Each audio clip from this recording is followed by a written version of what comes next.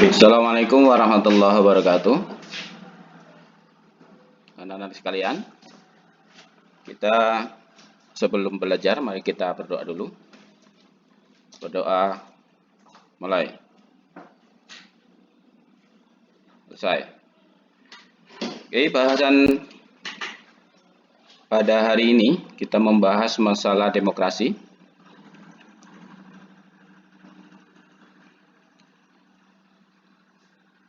Perhatikan, dalam demokrasi ada menampilkan sikap demokrasi. Jadi bagaimana cara berdemokrasi? Yaitu diantaranya adalah bermusyawarah. Musyawarah. Terus yang kedua adalah menghargai suara terbanyak dalam mayoritas ya. Terus yang ketiganya adalah sikap mau menerima kekalahan. Itu kehidupan demokrasi. Kemudian tujuannya yang pertama adalah cara bermusyawarah.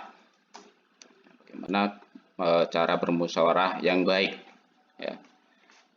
Terus yang ketiganya sikap yang baik dalam bermusyawarah. Sikap yang baik dalam bermusyawarah. Oke, kemudian musyawarah, pengertian musyawarah yaitu musyawarah adalah membicarakan sesuatu bersama-sama, musyawarah untuk mengambil keputusan musyawarah. Dapat dilakukan di rumah, di sekolah, dan di masyarakat. Oke, contoh musyawarah atau bentuk dan cara bermusyawarah. Musyawarah tentunya ada yang usul ya, atau berpendapat ditampung dalam musyawarah itu ya, untuk menghindari permusuhan dan pertengkaran. Oke, kita ambil contoh. Tadi musyawarah itu bisa dilakukan atau dilaksanakan di rumah, di sekolah, dan di masyarakat. Ini contoh yang pertama adalah di rumah. Contohnya suatu keluarga dalam makan ya, atau makan malam atau makan siang, pokoknya kalau kumpul lah itu ada rencana dalam liburan ya.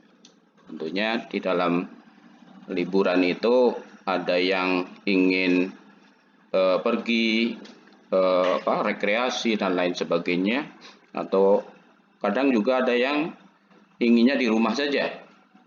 Ini contohnya dari musyawarah dalam keluarga adalah keluarga Pak Haris ini ya. Keluarga Pak Haris mengadakan musyawarah rencana liburan. Itu kalian baca sendiri. Itu Pak Haris menjadi penengah ya, karena seorang kepala keluarga ini. Si Dedi yang pertama, Dedi mengusulkan untuk pergi ke rumah paman. Kemudian anak yang kedua si Rina itu ingin ke rumah neneknya. Terus ibu juga mengusulkan ingin tinggal di rumah saja pas liburan itu. Itu ingin membersihkan kandang ayam bang, ya. Memperbaiki kandang ayam yang rusak. Itu tentunya itu usulan-usulan itu saling bertolak belakang. Itu harus ada titik temunya. Artinya titik temu itu harus dimusyawarahkan, harus ada kesepakatan di sana. Ya, di kesimpulan dari Pak Dedi, Pak Haris, Pak Dedi, itu tentunya ada yang mengecewakan apabila usulannya tidak diterima.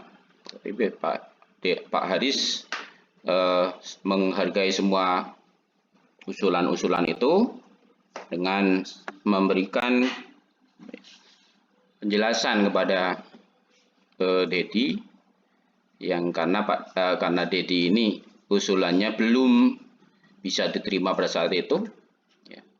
Jadi Pak Dedi itu akan dilakukan setelah nanti liburan ke rumah pamannya, yang kebetulan anak pamannya itu akan di Hitan. Jadi yang diterima terlebih dahulu adalah usulan dari adiknya tadi. Terus usulan dari ibunya juga akan dilaksanakan itu setelah setelah pulang dari rumah neneknya itu. Jadi semuanya usulan-usulan itu dilakukan atau dilaksanakan atau terlaksana dalam musyawarah itu. Jadi tidak ada yang kecewa, walaupun waktunya itu tidak bisa bersamaan, ya. Itu musyawarah di keluarga. Ada juga musyawarah di sekolah. Musyawarah di sekolah bisa berupa pemberian tugas dari guru yang harus dikerjakan oleh kelompok dalam kelas itu.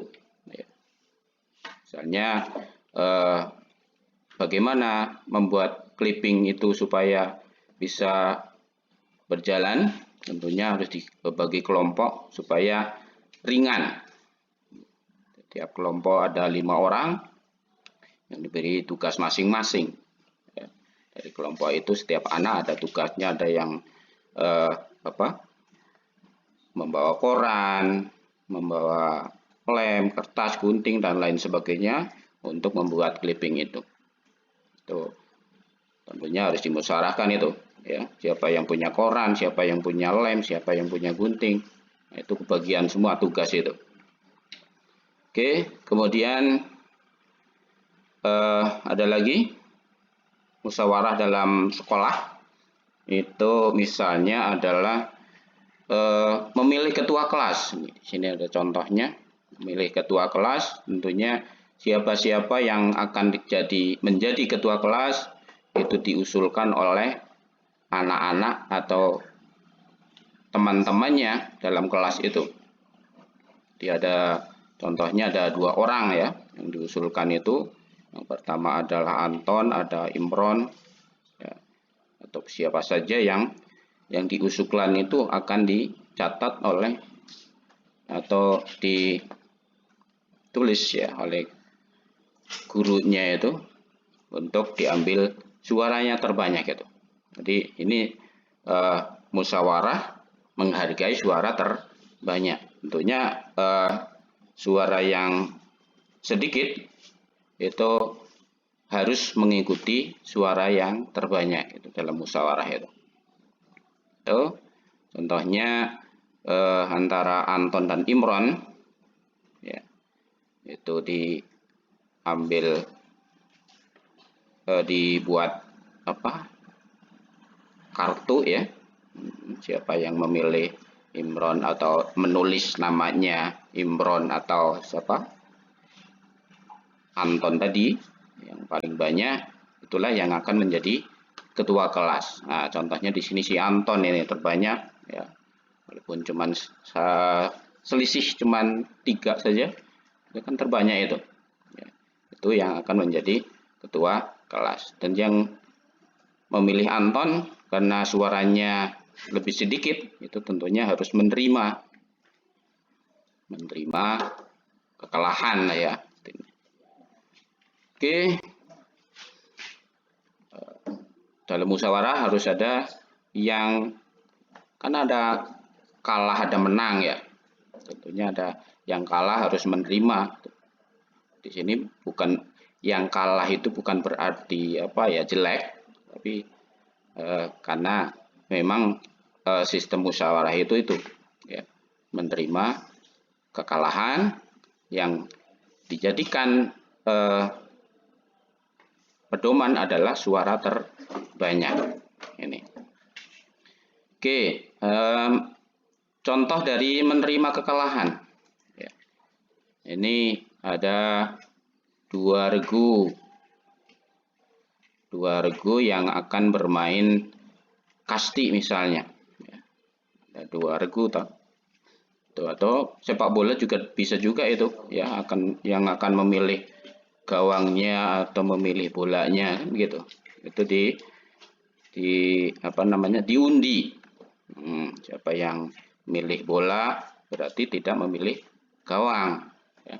Siapa yang memilih gawang berarti tidak memilih bola. Nah, itu biasanya diundi dengan uang logam ya. Jadi harus menerima. Kalau memang kalah ya tentunya di dalam pertandingan juga ada kalah dan menang itu. Ya. Kalau yang kalah tidak terima dengan kekalahannya itu tentunya akan terjadi keributan. Gitu ya. Itu.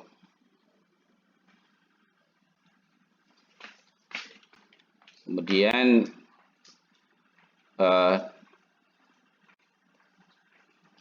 setelah kita mempelajari mengenai bagaimana cara bermusyawarah, kalian tulis ada latihan untuk remedi tentunya, ya, untuk memperbaiki nilai-nilai yang sudah masuk dalam daftar nilai yang masih kurang. Oke, kita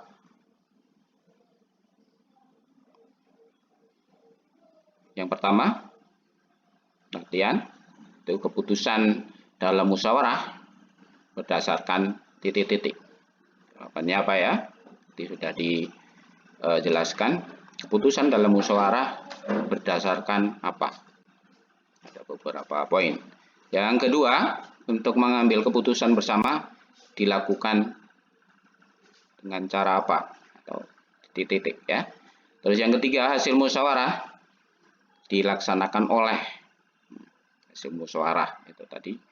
Ada yang kalah, ada yang menang dan lain sebagainya. Terus yang keempat, jika kalah dalam pemungutan suara kita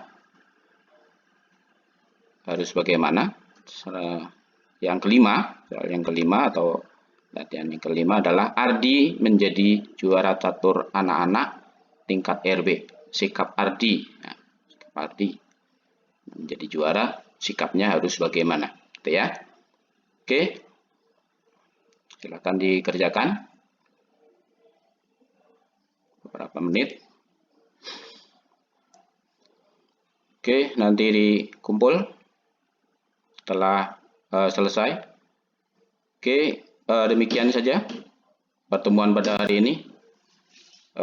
Mudah-mudahan dapat dimengerti dan dipahami dari hidup demokrasi tadi. Oke, demikian. Assalamualaikum warahmatullahi wabarakatuh.